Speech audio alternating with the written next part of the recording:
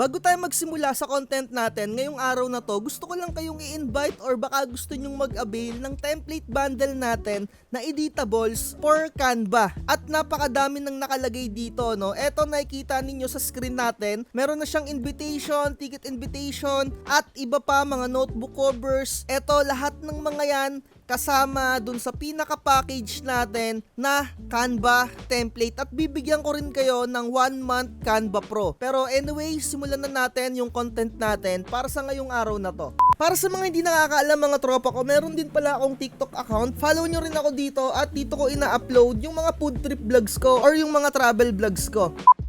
At habang nag-i-scroll nga ako dito sa TikTok, meron akong nakita sa aking FYP na nakapukaw ng atensyon ko, no? Eto, panoorin natin yung video niya dito. And wala naman siyang masyadong sinabi dito. May nakalagay lang na caption, may multo is yung di mo na panindigan yung printing business mo. Mga tropa, nakakalungkot yung mga ganitong sitwasyon or kung dumating man sa inyo yung kagaya ng ganyang situation na kailangan yung isara or i-stop yung na-establish ninyo na printing business. And syempre, hindi ko naman kayo din masisi and hindi ko rin alam kung ano yung mga struggles na na-experience ninyo, pero kahit papano i-share ko yung mga maliliit na detalye na para kahit papano maiwasan nyo yung mga ganitong senaryo. Mga tropa, ang masasabi ko talaga sa printing business natin na to, as in eto yung business na parang hindi ka talaga malulugi dito diba? And nasa sayo na lang talaga yan kung ipo-full force mo na yung tipong marami kang bibitawan na pera na mga pambili ng mga materials. Kaya I highly recommend talaga kung magbi-business kayo ng ganito, wag nyo muna siyang i-full force. As in yung sagad-sagad yung gastos ninyo sa mga materials, sa mga kung anik-anik pa na mga binibili ninyo. Start small lang mga tropa, as in yung printer lang, meron kang laminating machine, yung mga simpleng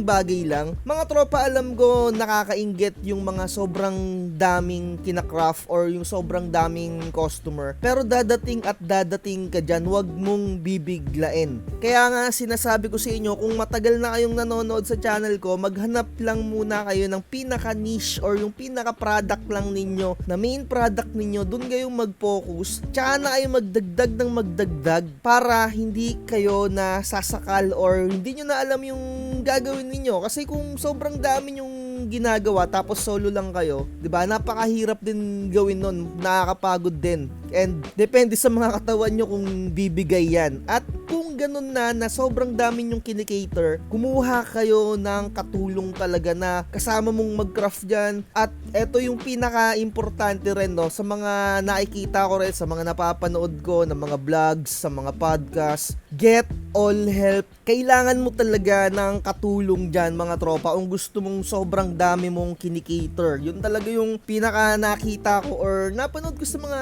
podcast. Ang ibig kong sabihin mga tropa, no, hindi mo kayang ituloy-tuloy yan ng solo mo lang din. Kailangan may mga kasama rin na nagka-craft dyan sa ginagawa mo, no? Not unless nakagaya kita na eto, as side hustle lang talaga na hindi ko siya pinupull force. Kaya naman talaga mga tropa, sa mga merong stable job dyan, wag muna kayong umalis dyan. Mas maigi na mayroon pa rin kayong main source bukod dyan sa pag-printing ninyo. Kaya naman nasasabi ko nga na sa printing, wala talagang lugi dito. Kasi kung wala ka mang customer, nandyan lang yung printer mo, nandyan sa tabi. And syempre kung kailangan mong mag-print, mag-print ka, at least meron kang printer, di ba? And masasabi mo lang na lugi ka, na malulugi ka talaga kung sobrang dami mong machine na pinagbibili na hindi mo naman sure na kung magkakaroon ka ng customer, di ba? At yung mga ganyang bagay na kung may experience nyo yung nagsasara kayo ng business or bebenta nyo na or no choice na talaga kayo, mas magsisilbing aral din sa inyo yan para sa mga susunod, alam nyo na kung ano yung tipong mali ninyong ginawa and sana natutunan nyo kung ano man yung mali na nagawa nyo. Unang-una, kung medyo nahihiya ka mag-post, medyo nahihiya ka may pag-usap, ayan yung mga bagay na dapat mong gawin kung magsisimula ka ng printing, matuto kang makipag-negotiation or matuto ang humindi, yung mga ganyang bagay. No? Susunod, gagawa tayo ng content mga tropa ko kung paano kayo makakakuha ng mga possible customer talaga ninyo. And pinangako ko na sa inyo yan nung mga nakaraan, medyo tinatamad kasi ko isa-isahin ko yung mga pinaggagawa ko nung nagsisimula pa ako dito, yung as in wala pang magtitiwala maniniwala sa'yo na as in yung una pa lang na medyo sketchy ka pa, 'di ba? Na yung tipong etong nagtitinda ba ng sticker na to, okay ba to, legit ba to, 'di ba? Yung mga ganyang bagay, tuturo ko sa inyo kung paano kayo makakakuha ng mga customer para naman hindi dumating sa point na ganito, yung ibibenta nyo na yung printer ninyo. And syempre nakakalungkot naman talaga yung ganyan kasi bakit mo nga ibibenta? Kasi hindi ka nakakakuha ng customer tapos bili ka ng bili ng mga equipment. Yun lang talaga. At ang lagi ko sinasabi, hanap lang kayo ng pinaka niche na talagang papatok dyan sa market ninyo, sa location ninyo. And ayun lang, magbasa lang tayo ng mga